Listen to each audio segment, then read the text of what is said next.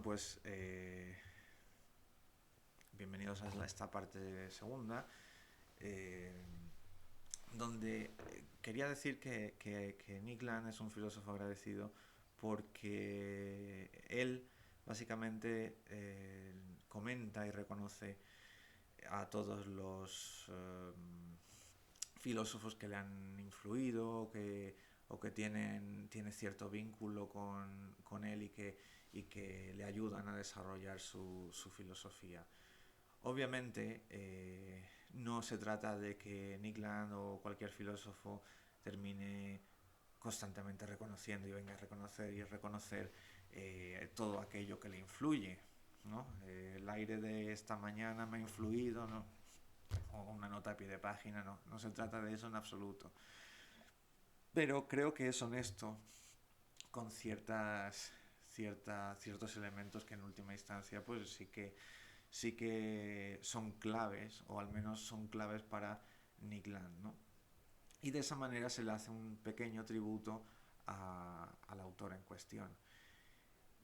Podría decir, y lo tengo aquí, las influencias que encuentro, ¿no?, más notorias, pues como por ejemplo Gibson, Ballard, Deleuze y Guattari, Baudrillard, del cual por cierto yo creo que tiene más deuda de la que él ha dicho, Trakl, Víctor Trakl, el poeta, eh, la película, por supuesto, las películas de Carpenter y de Terminator, Lovecraft, Haraway, Sadie Plant, Michel Serres, Spinoza, Nietzsche, Bataille. Y luego tiene pues críticas, ¿no? Tiene críticas pues a Derrida, a Heidegger, a Kant, a Platón, a los positivistas también lógicos y a toda tentativa, ¿no?, de, por ejemplo, de como tuvo Hilbert, de axiomatizar la matemática, ¿no? Y en ese sentido pues toma como aliado a Gödel, que es también un matemático. Um, la verdad es que me sorprendió que Nick Land tenga muy poca presencia en el ámbito hispano y que casi siempre sea en relación a lo del género fluido, a lo del transhumanismo. Para mí, y con todo el respeto del mundo, a quien pues le parezca más interesante esa parte, a mí sinceramente la parte del transhumanismo ahora mismo no me interesa demasiado, y el tema del género fluido pues tampoco, la verdad. Y son cosas bueno, que reconozco están de moda y que se venden bien, pero a mí personalmente ahora mismo, en este momento de mi vida y desde hace ya tiempo, pues nunca me ha llamado la atención. Eh, Ahora bien, el problema es que a Nick Land no se le ha reconocido prácticamente nunca. Eh, Tenemos señor Castro, que dice que no pasará más que como una nota a pie de página del realismo especulativo. Yo creo que Nick Land se desvinculó de esa nueva, eh, digamos, eh, formación académica, y realmente pues se desvinculó de ese movimiento y era completamente ajeno a él. O sea, Nick Land en absoluto es realista, y sí que es especulativo. De hecho, yo creo que es el motor de la especulación en ese momento en, en Inglaterra, ¿no?, en el panorama filosófico inglés. Eh, claro, el tema de reconocimiento es importante porque, como digo, te permite al lector saber dónde se apoya el filósofo, ¿no? No solamente si es una mera ocurrencia. El tema del petróleo es bastante interesante en Ciclonopedia, y aquí es donde podría introducir el breviario. Eh, el que llama la atención es que dice que, bueno, pues Reza Negarestani, que utiliza pues un lenguaje bastante parecido al de Nick Land en los foros, de Hyperstition, pues dice que el petróleo es una entidad sintiente y que, bueno, pues está el epicentro del petróleo básicamente es Oriente Medio, ¿no? O que es Oriente Medio quien mejor comprende todo lo del asunto del petróleo. Pero da la casualidad de que, yo ya había leído sobre este tema pues hacía tiempo ya, porque me gustaba mucho la filosofía, la literatura fantástica, me gustaba y me gusta la literatura de terror, eh, Lovecraft y compañía, pero también Tolkien, pues El Señor de los Anillos, El Silmarillion, un libro de poemas súper bonitos que tiene, es un libro bastante pequeño, no me acuerdo cómo se llama, y luego Fritz Leiber, que era Espadas contra la magia. Y resulta que hace ya también mucho tiempo de eso, compré un libro que se llamaba, pues lo tengo aquí, El Gondolero Negro. Y me encuentro con que el Gondolero Negro es básicamente es un libro donde bueno, contiene varias historias, pero una de ellas dice precisamente que el petróleo es una entidad sintiente que ha estado aquí desde la existencia humana, y voy a coger algunas frases para que veáis si no hay básicamente pues eh,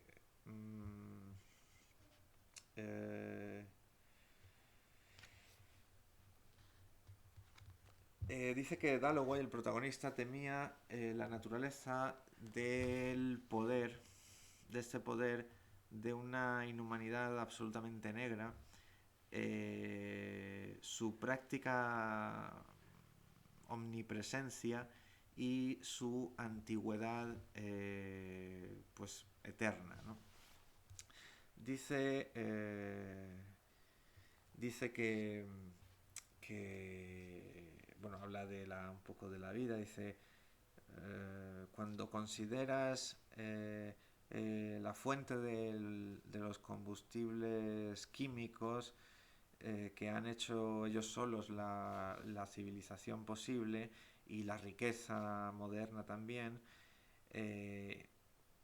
también está la esperanza o el horror de llegar a otros planetas, ¿no? Porque realmente la tesis de Leiber en este cuentito de terror es que el petróleo pues está por doquier, pero fundamentalmente dice que el petróleo ha esperado millones de años soñando sus sueños negros y pulsando bajo la rocosa piel de la tierra. Esto nos suena un poco a Tulu, ¿no? Pero, o a Cthulhu, como cada uno quiera pronunciarlo, y realmente lo dice, ¿no? Lo dice aquí, y que bueno, pues tiene incluso sus agentes el petróleo. Lo que pasa es que este cuento es más abstracto, ¿no? Claro, cómo el petróleo tiene agentes y cómo puede infiltrarse en la conciencia del protagonista y hacer que sueñes, pues no es una criatura, ¿no? O sea, quiero decir, no es una criatura tan bien definida como pueda ser Tulu, ¿no? En la mitología Lovecraftiana. Sigue. Es que tampoco. Dice, la teoría de Dalloway de un petróleo sentiente o sintiente, secretivo y que va buscando a gente, ¿no? Uh, hay más, hay más y bueno, pues es que tampoco, si queréis leer tampoco os quiero destripar el asunto, ¿no? No es cuestión. Pero está aquí la teoría del petróleo como una entidad se entiende. Probablemente haya cometido algún error. yo a la hora de explicarlo porque hace muchísimo que no lo toco, pero sí que me parece que es interesante, ¿no? Pero, claro, la tesis original está en Fritz Leiber, ¿no? En cambio sí que menciona aquí a Lovecraft. ¿Por qué no aparece Fritz Leiber? No sé, me parece un poco deshonesto, ¿no? Eso para empezar. Luego, eh, permitidme que vaya. Bien, la cuestión porque le dedica y comete un error. La teoría de Thomas Gold sobre el origen, el origen del petróleo realmente aparece ya en Nick Land y aparece concretamente en, eh, en ¿dónde está? Está por aquí. Si no, los dejaré también eh, por aquí. Aparece en Nick Land de una manera pues similar. Lo que pasa es que es más difícil de traducir, ¿no? Vamos a ver. Eh, 562 562 562. Sí, dice pues eso, ¿no? Que el modelo de Thomas Gold de la profunda y caliente biosfera, pues que relocaliza los depósitos de hidrocarburos a una química anorgánica expandida, ¿no? Y que y que además esto está de acuerdo con una productividad xenoplutónica cósmica. Básicamente porque Thomas Gold pues, afirma que los hidrocarburos pues, y en concreto el metano pues, se encuentran en prácticamente pues, todos los planetas, ¿no? Y que los hay en meteoritos, etcétera, etcétera. Claro, Thomas Gold dice que en la Tierra, pues básicamente es una balsa de petróleo. Una balsa dentro de la Tierra, pues hay una balsa de petróleo y que su origen no es un origen fósil, ¿no? Esto es muy brevemente, porque no voy a detener aquí la eternidad. Pero, claro, la lectura que luego hace Negarestani de esto, pues es errónea, porque precisamente eh, Negarestani dice, dice literalmente que según Gold, en tanto el petróleo es anorgánicamente producido por las bacterias existentes dentro de la Tierra, las reservas de petróleo son hasta cierto punto renovables, quizás incluso inexhaustibles. Bien, esto es falso. ¿Por qué es falso? Porque las bacterias no producen el petróleo. Las bacterias no producen el petróleo. Las bacterias se alimentan de petróleo. Y el petróleo es un hidrocarburo. Entonces, no siempre se alimentan de petróleo. Se alimentan de hidrocarburos. Y, y claro, el petróleo no es producido anorgánicamente por las bacterias existentes. Esto es falso. Quiero decir, porque además dice, según Thomas Gold, ¿no? Pues es una mala lectura de Thomas Gold. Para quien quiera el libro, pues yo lo tengo por ahí.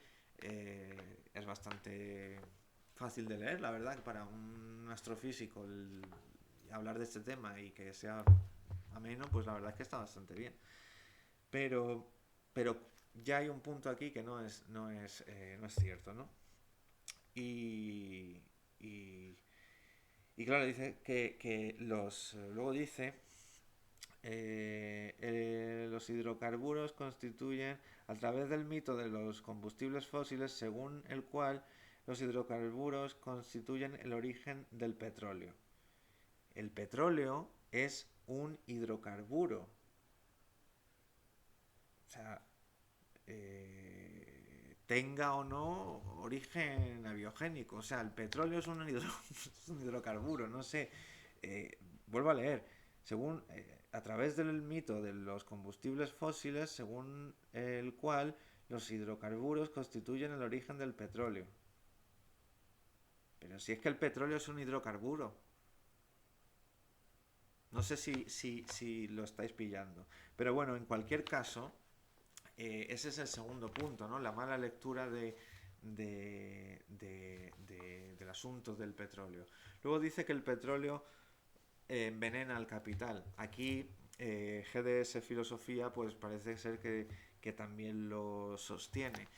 Bien, a no ser que tomes al petróleo como entidad sintiente, en el caso del Iber, por ejemplo, y después en este caso, pues bueno, podría ser y podrías considerar también al capital como una entidad sintiente que se forman una alianza y petróleo y capital pues van de la mano, ¿no? Conspirando. Pero realmente a mí me parece que es al revés, es el capital el que empieza pues a trabajar el petróleo. Pero también es verdad que hay otros agentes que se ven afectados por el petróleo, ¿no? Como en las catástrofes petrolíferas y demás, y es todo un desastre. Eh, pero, pero claro, bueno, esto es según desde donde lo mires, ¿no? Bien, dicho esto es lo que tenía que decir básicamente sobre el petróleo, sobre la cuestión del petróleo en Negarestani. La otra parte es que parece ser que en Latinoamérica, o en concreto pues en México, en Venezuela, en Argentina, deben conocer poco, dado que en general son países católicos o, bueno, protestantes. Quiero decir, en su mayoría son católicos, pero hay muchas, ya sabemos, muchas ramas del protestantismo allí. Debe ser que no comprenden muy bien el funcionamiento del petróleo y su mística. Debe ser que no lo comprenden bien. Entonces, claro, pues digamos que existe una cierta superioridad en Oriente Medio, concretamente en Irán, eh, respecto al petróleo. Debe ser eso, ¿no? Que en Latinoamérica pues no, no saben ni tienen la capacidad de realizar una ciencia del petróleo o de tener algo que decir respecto al petróleo que no esté, pues eso, que esté suficientemente bien fundado. Bien, por otro lado, ya en este sería el punto 2. El punto 3 es uno que, bueno, que viene básicamente pues, seguido, ¿no? Que es el del etnocentrismo de Negarestani. Bien, no es la primera vez que siempre Negarestani está suelta esas cosas sobre la dicotomía Oriente-Occidente, Medio Oriente, Occidente mal, Occidente es un desastre, Occidente es la casa de la guerra, Occidente es la... En fin, Occidente, ya no sabemos ni lo que es Occidente. Y bueno, pues tiene cosas como por ejemplo pues afirmaciones esas como que todo el entramado y la conspiración del petróleo pues está dirigida bajo, no sé, bajo una suerte de complicidad precisamente o afinidad con el pueblo árabe. Tenía algo por aquí, lo que pasa es que sí. Eh, Dice, por ejemplo, tiene una parte que dice, mientras, es un tuit de hace poco, dice, mientras soy un admirador de poetas occidentales, no creo que ninguna forma de poesía pueda alcanzar el estatuto de la poesía farsi, de la poesía pues de Irán, ¿no? Críptica, comprimida, musical y a veces siniestra, ¿no? Y a veces siniestra. Bueno, yo conozco, he leído a Herayat, he leído a algún literato iraní, me parecen que son muy bellos. Ahora, vaya con la luz, perdón. Ahora bien, de ahí a decir que hay una superioridad en la poesía farsi, o la poesía iraní, pre o post o intra-islámica, pues hombre, no sé qué clase de afirmación es esa si no es una afirmación etnocentrista. Pero vamos, que bien, no pasa nada. La gente seguirá seguirá retuiteando como algo que es positivo, porque ya sabemos que hay que flagelar a Occidente, hay que flagelar a Latinoamérica y hay que flagelar en general pues a todo lo que no entre dentro de la sound way of life, ¿no? O de la vida bien sonante.